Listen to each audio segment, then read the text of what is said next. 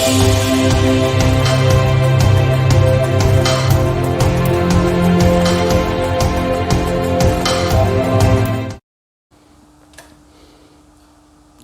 datang di video saya kali ini. Untuk kesempatan kali ini saya akan coba menggali lebih dalam tentang filosofi Yin Yang. Yin Yang ini berasal dari negara Tiongkok. Dia disimbolkan sebagai dua kekuatan yang saling berhubungan tetapi bertentangan satu dengan yang lain. Oke, untuk berikutnya saya akan menjelaskan lewat slide ya. Jadi karena Yin Yang ini melambangkan simbol ya, simbol kesatuan. Oke. Ya, ini pandangan masyarakat secara umum ya. Yin Yang. Yin itu disimbolkan dengan warna hitam. Warna hitam itu bersifat negatif, terus female atau energi wanita, terus disimbolkan dengan malam, pasif, moon, bulan, intuitif,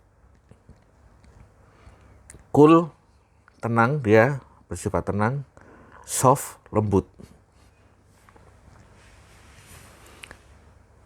Terus Yang, warna putih, dianggap sebagai suatu yang positif. Laki-laki, male, terus siang, terus aktif, matahari, sun, logika yang dipakai ya, terus hot, panas ya, hard, keras. Jadi kalau dilihat dari gambar ini,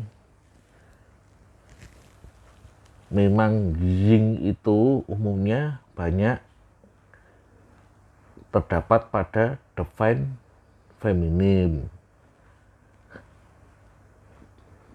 Di dalam dunia spiritual, setiap spirit atau jiwa itu mengandung dua divine atau dua energi ilahi, yaitu feminin dan maskulin.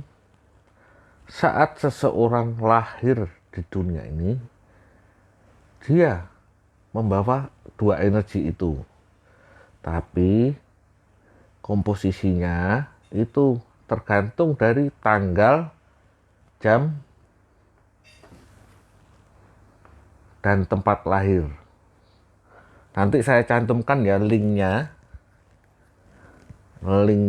untuk mengecek birth chart namanya. Jadi chart kelahiran. Di sana nanti kita tahu kita lahir di dunia ini membawa divine apa yang lebih dominan. Saat seseorang bisa menyeimbangkan divine feminin dan maskulin, maka dia akan lebih bisa seimbang dalam menjalani hidup ini. Jadi warna hitam, Yin itu ya, dianggap wanita. Memiliki energi wanita yang besar itu juga tidak baik karena dia identik dengan malam, ya kan, pasif, bulan, ya. Jadi kenapa sih wanita gampang baper, gampang merasa tersakiti, gampang merasa tak berdaya? Tetapi kelebihannya dia itu mempunyai sifat yang intuitif, intuisi. Jadi punya sisi batin yang tinggi. Terus mempunyai sifat yang cool, tenang. Jadi wanita itu biasanya lebih tenang, tidak gampang emosian. Ya, terus sifatnya soft, lembut. Wanita itu lemah lembut, seperti sosok ibu kepada anaknya. lemah lembut. Kalau laki-laki itu dianggap positif, jadi mengedepankan logika, mengedepankan realita, bukan angan-angan, bukan perasaan, dianggap positif itu ya.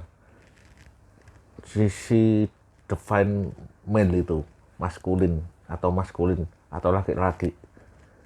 Ya, dia dianggap sebagai siang dan aktif. Sosok laki-laki itu kan aktif ya, dia suka beraktivitas lah kasarnya gitu. Terus dilambangkan dengan matahari, dia itu menyinari, menerangi, ya kan? Dia menerangi keluarga, bekerja, membimbing keluarga sebagai imam keluarga. Terus dia punya sifat yang hot, panas. Hot ini umumnya masalah emosi atau nafsu atau seks itu. Dia mempunyai sifat yang berlebihan di sana. Terus keras, hatinya keras. Egonya lebih tinggi kalau maskulin itu. Dia susah untuk mengampuni, susah untuk meminta maaf, ya kan? Jadi kenapa maka dari itu seorang yang laki-laki itu ya, apalagi yang memang defend maskulinnya tinggi, dia itu kadang suka berantem, ya kan? Suka berkelahi. Itu. Nah, jadi yin yang ini kalau diseimbangkan, ya kan, saling melengkapi, dia itu akan membuat jiwa itu menjadi tenang, jiwa itu menjadi bijak, seimbang antara logika dan perasaan. Ya, kalau tidak seimbang, itu jadinya juga tidak baik. Misalkan terlalu banyak feminimnya, jadi orangnya itu gampang nangis, gampang merasa sedih, gampang empati.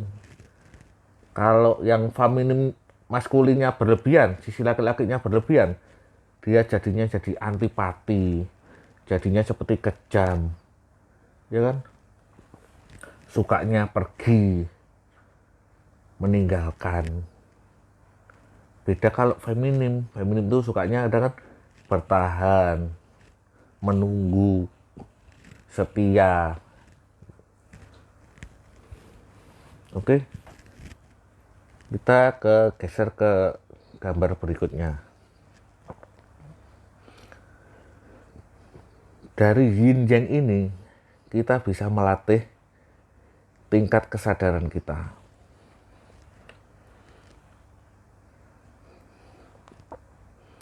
Jadi orang yang memiliki tingkat kesadaran masih awal, dia akan fokus pada simbol ini, yaitu apa? Warna hitam atau warna putih. Jadi dia sudah bisa melihat dengan jelas mana yang hitam, mana yang putih. Dia bisa melihat apa yang benar, apa yang salah, apa yang baik, apa yang buruk. Jadi seseorang sudah memiliki kesadaran tingkat awal, dia sudah tahu dengan jelas mana baik, mana buruk. Dia sudah tidak ada istilah memandang abu-abu atau kebingungan di antara membedakan benar atau salah. Tapi dia sudah bisa melihat dengan jelas mana baik, mana buruk. Jadi dia masih memegang dualitas. Gak apa-apa, itu tahap awal. Oke, kita geser ke gambar yang berikutnya. Kesadaran tingkat menengah. Dia melihat dalam putih ada hitam, dalam hitam ada putih.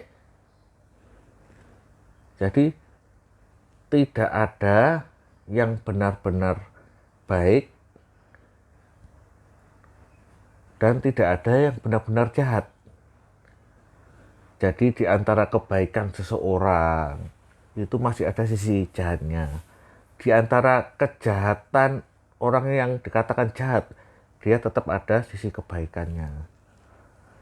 Jadi di sini dia masih memegang dualitas juga gitu loh.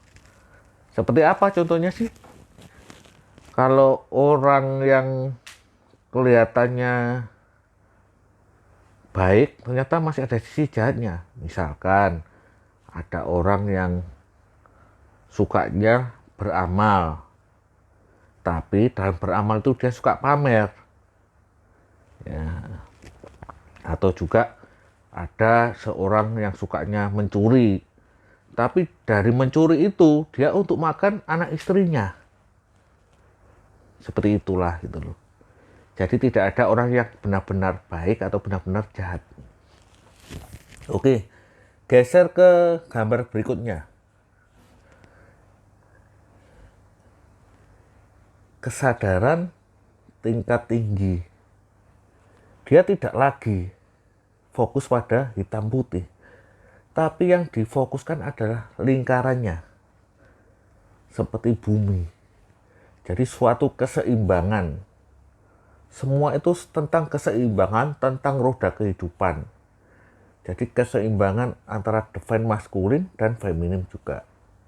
Dia lebih namanya menerima, legowo, ikhlas. Ya. Dia bisa memandang hidup itu penuh kedamaian, kebahagiaan. Dia bisa mencintai diri sendiri dan dia bisa mencintai orang lain. Bisa menebarkan cinta tanpa syarat. Terus sudah tidak memiliki ego. Ya kan? Dia gampang memaafkan. Dia gampang untuk belajar. Suka belajar. Dunia ini tempat belajar bagi dia. Terus dia tidak memegang lagi apa yang namanya dualitas. Jadi dia sudah menganut non-dualitas. Sudah tidak menghakimi. Hitam dan putih bagi dia sudah sama saja. Itu kesadaran yang tinggi. Ada lagi, geser lagi. Yin yang tertinggi. Ini adalah kesadaran murni. Ya, jadi dia melihat apa? Warna dasar dari simbol itu alias tidak berwarna. Ya, itu dinamakan dengan kosong adalah isi. Isi adalah kosong. Dalam ilmu kejawen dikatakan sumung, hening. Sudah tidak punya keinginan atau kuasa. 100% sudah dikendalikan oleh Tuhan. Sepenuhnya sama dengan energi ketuhanan. Jadi seseorang yang mencapai level ini, kita tidak akan bisa membedakan. Ya kan? Mana Siddhartha, mana Buddha, mana Yesus, mana Tuhan. Sudah tidak ada bedanya lagi kalau orang sudah mencapai level ini. Kalau dalam ajaran Hindu dinamakan dengan moksa, ya kan? Kebangkitan badan ini biasanya di dalam istilah agama Kristiani. Yesus mengalami kebangkitan badan. Bunda Maria diangkat ke surga. Jadi tubuh kasarnya sudah menyatu dengan tubuh halusnya. Gitu loh. Kalau dalam ilmu kejawen namanya manunggaling kawula Gusti. Jadi Gusti itu ya kawula, kawula itu ya Gusti. Ini kesadaran sudah tertinggi, kesadaran ilahi. Kalau orang sudah mengalami namanya kesadaran murni, dia sudah bukan lagi aku gitu loh. Tapi dia sudah merupakan aku yang sejati.